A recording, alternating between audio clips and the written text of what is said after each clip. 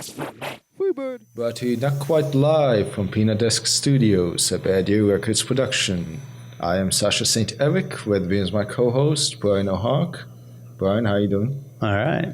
Are you enjoying the colder weather here in Austin? Oh, yes, I am. I love the cold. Right, before we jump to the topic, let's give a special word to our one and only sponsor, that homeless guy that lives in the Shell gas station that I occasionally go to, who, though he threatens to kill me on a daily basis, has yet to actually do so. It's slackers like that that make the show possible. Right, so the topic that I want to discuss is one that you and I have had for years now, though we've never had a microphone actually pointed at us whenever we do have this conversation. So I'd like to have it recorded for posterity's sake.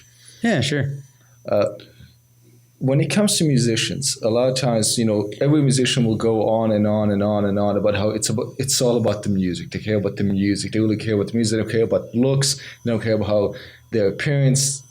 It's all about that. But in reality, there is a lot of musicians who have sort of gone into a sort of Hall of Fame cult-like status, but their musicianship isn't really up to snuff. And even when the fans acknowledge it, they'll still always put like a little bit of caveat of, yeah, okay, they're not the best. However, because they capture some sort of imagination for them, that's sort of enough of an excuse to just sort of give it a pass. I mean, the best example I can think of is probably Sid Vicious, who, I listen to the Sex Pistols. I have a Sex Pistols CD in my car probably right now. But admittedly, Sid Vicious was not a good bass player, which is what he was hired to do. He had a look. He had an image that defined punk, sort of when punk was still in the developmental years. Yeah. So, but yet, people will still say, yeah, okay, fine, he's not that great. However, then there's always that however, but should there be a however? Should we just say, well, you know what, if it's about the music and you value the music, should we just, whatever creative imagination, like their look sort of inspires in you, should that even be considered?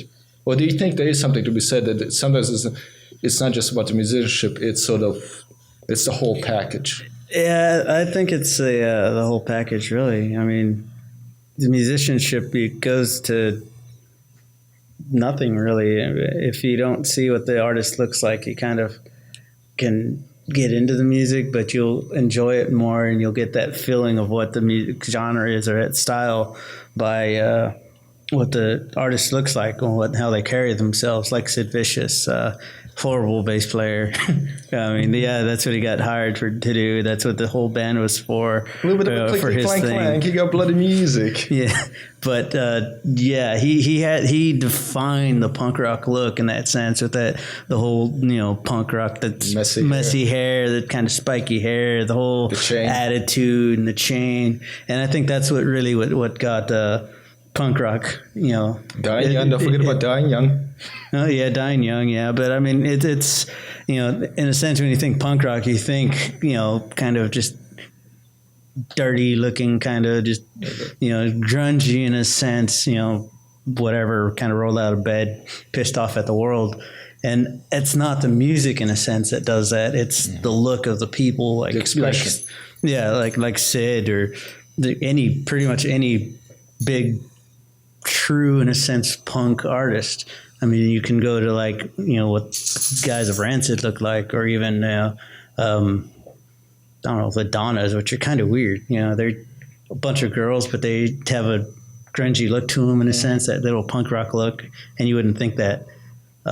So it kind of varies on the looks, but it really, I think, is the look that defines that style. Because I mean, not just talking about punk in a sense, but going into the goth and the glam rock. So David Bowie, when he did the hit, the one album, I think it was the 60s, 70s, whatever, was really defining the glam rock. He didn't just stay as the normal look that he had. He actually did himself up, and he got all the glitter earring, and he did the whole thing, and it defined what style of music it was, because he glammed himself up in a sense. But if you would say though that someone like David Bowie doesn't have the talent or the musicianship to go along with the look. Yeah. To say some people sort of they wrote the coattails of that, where it's like they'll have the look that fits, like a stardom or in that sense, but they don't have quite the talent to go along with Yeah. it.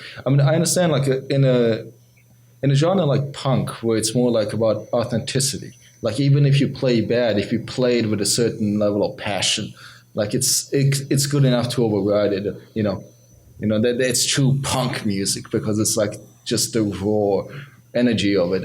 Whereas like, do you think that like but even in more mainstream sounds, like mainstream whatever pop and rock music, a lot of times, a lot of it sounds really generic, really like it's made in a factory somewhere, like mass produced in an assembly line.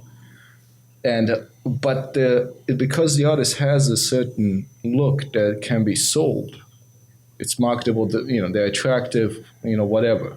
Yeah. You can bottle and package it and send it off for mass production, mass sales. A lot of times, what they sound like, whether or not they have a unique or creative sound, isn't that important.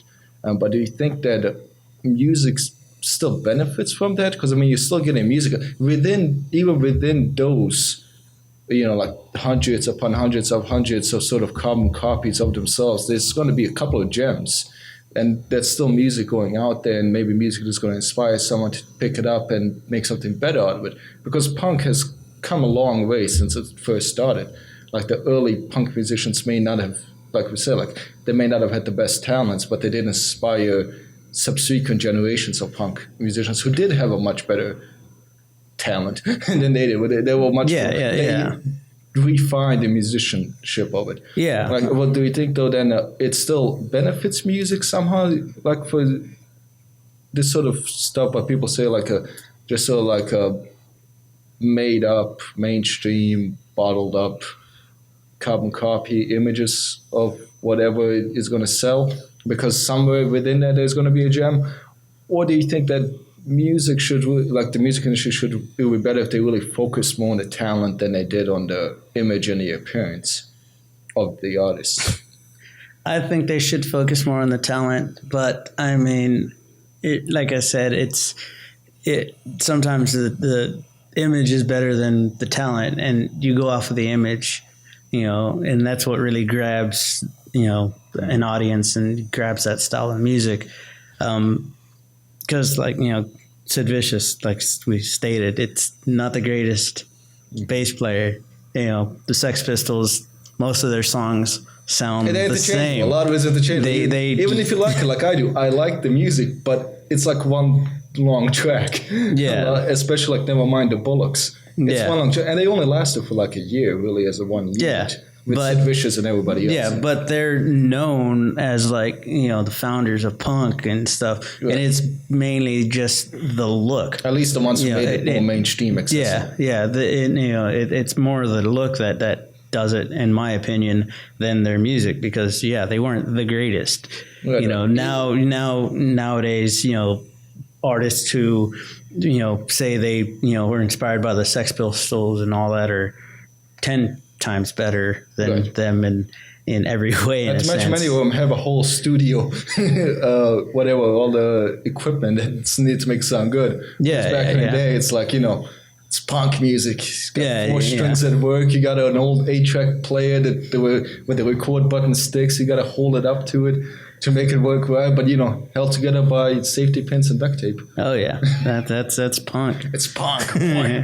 Yeah, but image-wise, it's you can go into any genre, and it's really that.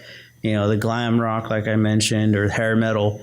Hair metal is there was nothing good there. But hair metal got its name because all the bands were dressing up more, or looking more like females and just like gender bender thing with a really big hair, so it got known as hair metal. It's not really the 80s type stuff, and it's I don't know. The thing though about that, like in the 80s, it was really it was pushing the envelope, making you comfortable, like in society or something like that. The John's look. The music itself, if you listen to it, is pretty tame. Like the lyrics aren't like by today's standard, they're not really that controversial. It's just, I think, the appearance of many of these, like Twisted Sister, nothing that Twisted Sister ever sang about is in any way controversial, in my opinion, in any way, shape, or form. Nowadays, it's nothing that you wouldn't hear like at a whatever, at a Cece's Pizza, like where you have like kids and grandma sitting around eating their pizzas, but it's just the appearance of him, because it's a guy with big hair and makeup, and all of a sudden that made it uncomfortable in 1984. It's for some reason. Yeah. So a lot of times that's what I mean, like as far as like the appearance over the musicianship, because even the music becomes somewhat secondary to what it is that you look like. Because it's your look that really defines how your music is perceived. Yeah. But it's only been possible in the last, few decades. Prior to that, it was all, what's on the radio, what's like that. But often you don't get to see the artist. Like in the 1930s, when jazz was really big and coming up, you don't know who is playing what. Like you can't see anything. But then, like as technology advanced, as we became much more familiar, we have to hide Elvis's hips because he's getting women's panties all wet.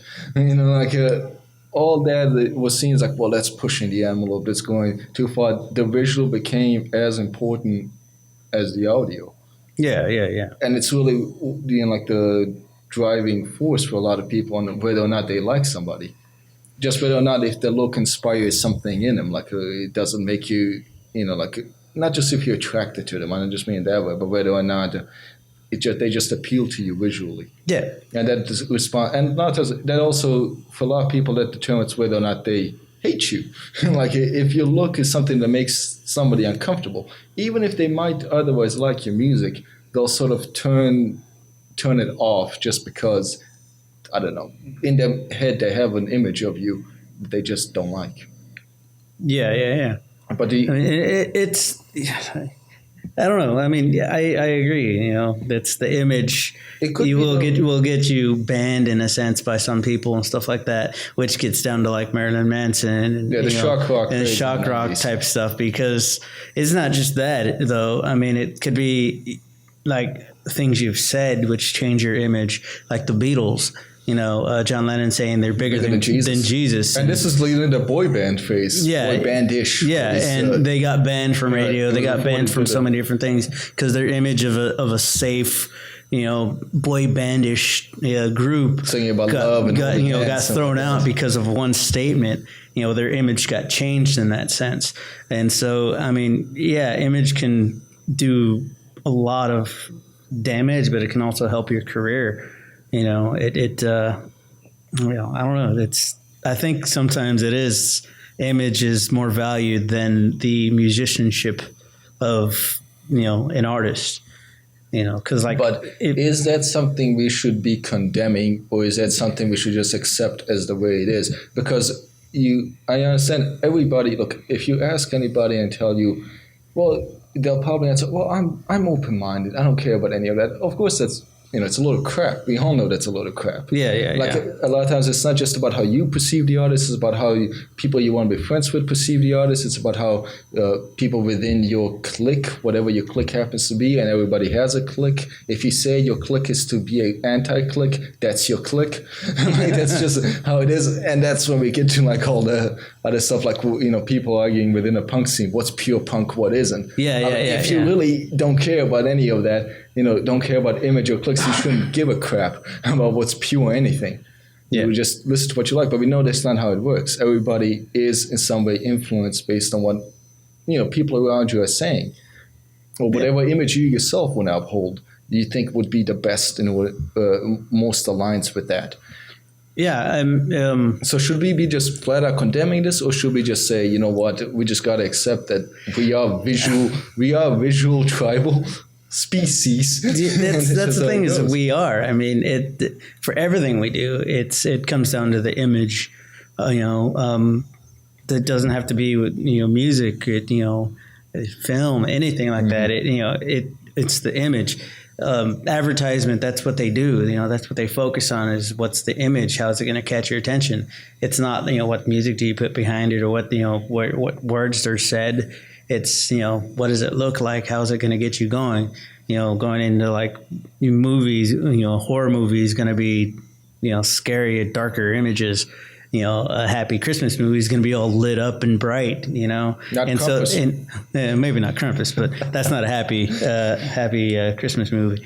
But either way, I mean, so going with, just talking about image wise, yeah, it's something I think we just have to accept in a sense, because no matter what style of music it is, it's going to be more well received if your image matches that style of music. Like, you can't have, like the 1920s, 30s boy bandish kind of good looks, cardigan sweaters doing heavy metal.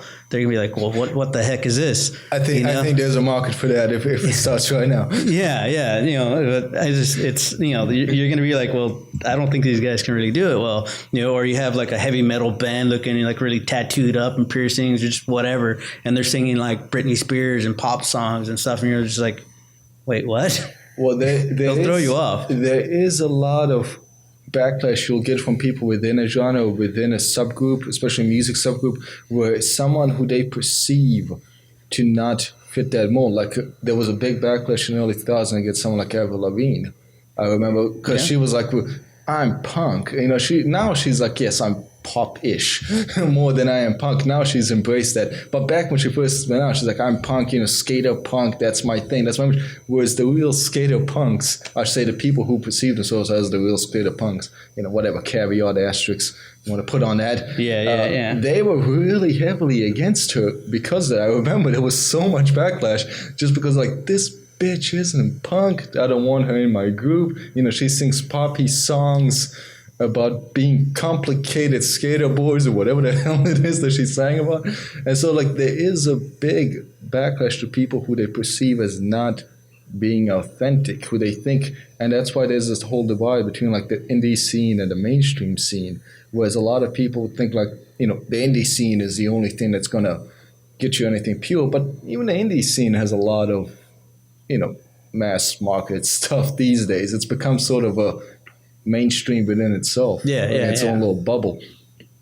And but by us concentrating on imagery as opposed to musicianship, are we then not missing out on a lot of potentially good music, but who doesn't have like the visual appeal to gain a wide audience? Like, because it takes money, it takes a lot of money in order to send your stuff out all over the place. People catch. The internet has made it a lot easier because you can find things easier now. You can upload something on YouTube, but people still have to know about it. Yeah, it has to be promoted. Nowadays, I think nowadays it's a lot harder to just focus on the musicianship of something or of an artist, because of the fact that no matter where you look, there's YouTube, there's video sites everywhere, all sorts of stuff to put your image out there, videos or photos or whatever. So nowadays, I think we focus way too much on the image of things. And if you go to certain sites like SoundCloud and just listen to radio in a sense, then you don't actually watch TV or follow any of those social networking things or get on YouTube, which is damn near impossible nowadays. You can find some artists that you'll be amazed with, and you don't know what the heck they look like, but you enjoy them. And then I think if you see their image, you actually look them up and you find them, you'll be somewhat disappointed, I guess, on what they look like. Everyone who saw what snow looked like in the early 90s was deeply disappointed. That was on a personal line. I was like, that's the guy? It's a Canadian guy? It's a Canadian guy doing what? That doesn't make any sense. Yeah. But I mean, I think nobody was disappointed when they saw what it was, a Milli Vanilli. Yeah. But I mean, that's the thing, is that I think we do focus a little bit too much on it, and we do make our decisions off of what an artist looks like, or a person looks like, a band, whatever, and we will kind of ostracize ourselves from certain music because of it. Like, I don't know. There's just in general, any sort of genre of music you pick, you'll most likely find everyone who does that genre kind of has that same look about them.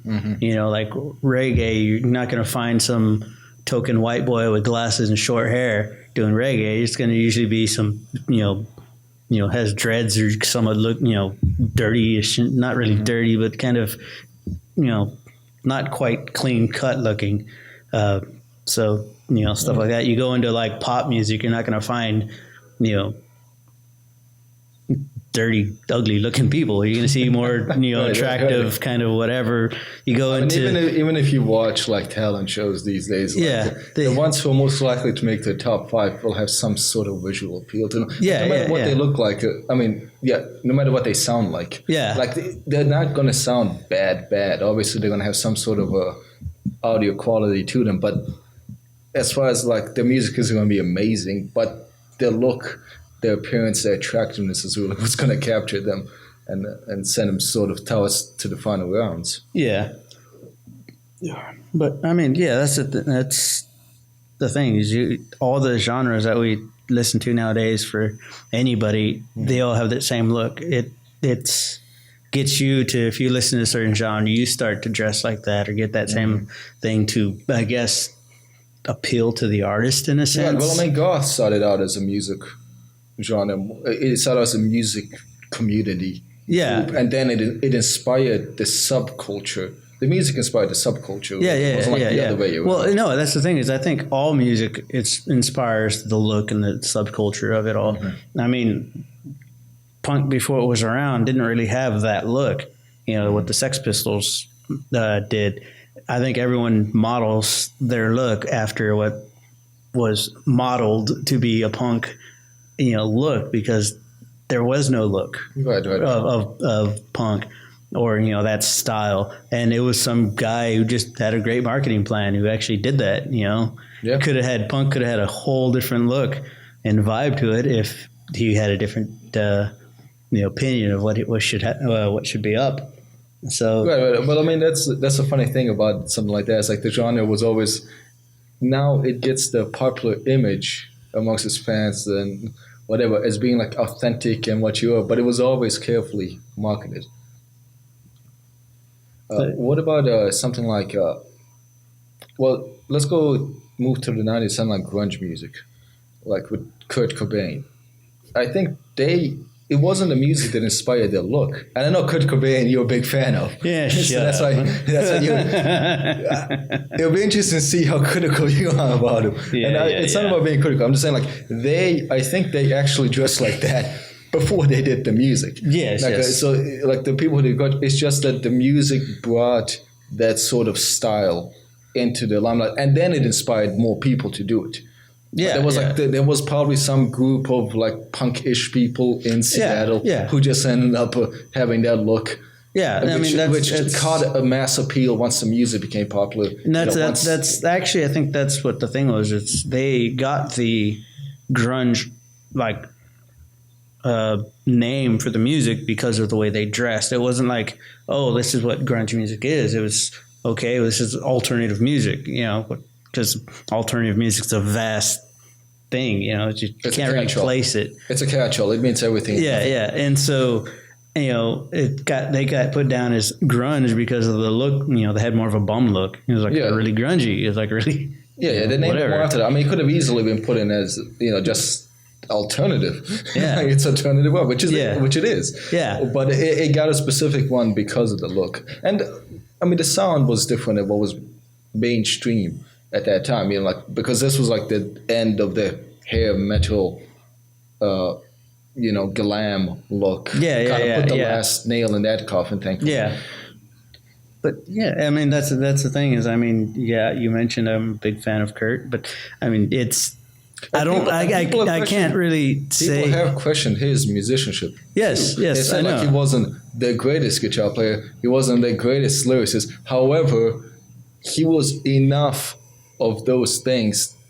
He was talented enough, and it was different enough from what you usually got as far as what was being played, on MTV, what was being sold in the stores, that it was good enough to capture your imagination and creativity and to inspire people thereafter. Yeah, Nirvana fans would probably kill me, but yes, I don't, or at least fans of Kurt Cobain, diehard fans, they would probably kill me for the fact that admitting, yes, he wasn't the greatest singer or guitarist in a sense, but I think as a musician, he was fairly decent at what he was doing, because if he couldn't pull off what he, or if he, didn't do what he did, then they couldn't have pulled off what they did as Nirvana. I mean, yeah, he had Dave Grohl and he had Chris Novoselic and he had, Chad Channing or any of those people. And later on it was, Pat Smear. Mm-hmm. But, he had great musicians around him as well. But they all worked off each other to get a great sound. Right. And yeah, it's not like the greatest lyrics and the greatest, guitar stuff, but it was enough to change a generation and change, this whole, make its own genre and it's a whole thing. It's, artists nowadays, I think, can say, we got some of our style from, the grunge music and stuff, not just Nirvana, but I mean, like Soundgarden, Pearl Jam, all them. Pixies, even before Nirvana. Yeah. Which Nirvana will tell you, we got our sound from Pixies. Yeah, they influenced them. Of course they did. They just didn't gain as much, as much distribution as they did. Yeah.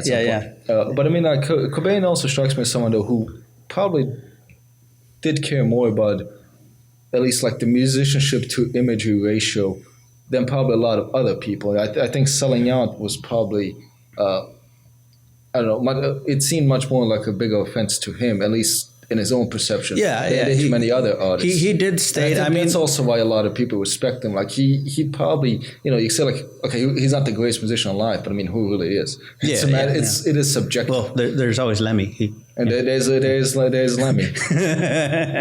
That mole on his face has more talent than anybody else. Yeah. No, but seriously, I mean, he, Kurt always stated from interviews and stuff that I've heard that he didn't ever want to be famous. He hated the limelight. He just wanted to make music. Why couldn't he just, why couldn't people just enjoy the music and leave him alone in a sense? And nowadays, a lot of people say that it sounds more truthful when he said it than when a lot of people now say, they're like, I only care about the music. I don't care about anything else. Buy my CD. Or no one buys CDs anymore. So I don't want to bother with that. Yeah. But I mean, that's the whole thing. But I mean, he I think he did care more about the music than it was the image. And, I think at a point, like in the 90s, it came more to, the music and not the image, but there was a backlash against the whole marketing and selling out appeal of it. But then as a lot of those got more distribution, got more airplay, became more household names and got more airtime on TV. A lot of them started, sort of changing not like changing too completely, but like started, not focusing on that as much. A lot of artists were more like, okay, you know what, we're now part of that in group. You know, it's my bread and butter, which is totally understandable. Like I'm not going to go completely bash the thing that's making me a living. Yeah. So I just sort of accepted that that's the way it is. But just to wrap it up, I guess it's just something that's going to be unchanging as far as the music industry goes. It's like any other industry, as far as like focusing too much on purity and authenticity or things like that. It's probably a lost cause. Yeah, like just enjoy the music that you enjoy and go from there. Yeah, pretty much that's what it is. I mean, you try not to focus too much on the image. Try to enjoy the music, but if you have the same image, just enjoy it. I guess. And if you're someone who likes the image, then and the image is what got you to the music, and that's fine too. There's nothing wrong with that. Yeah, but I mean that's don't worry too much about remaining pure and authentic. Yeah, because you sound like a douche. But yeah, that's pretty much how that. I think that's a good note to end on. You sound like a douche. Yeah, pretty much. But yeah, anyways, that's all right. That's us. Our show. We'll be back next week. So, anyways.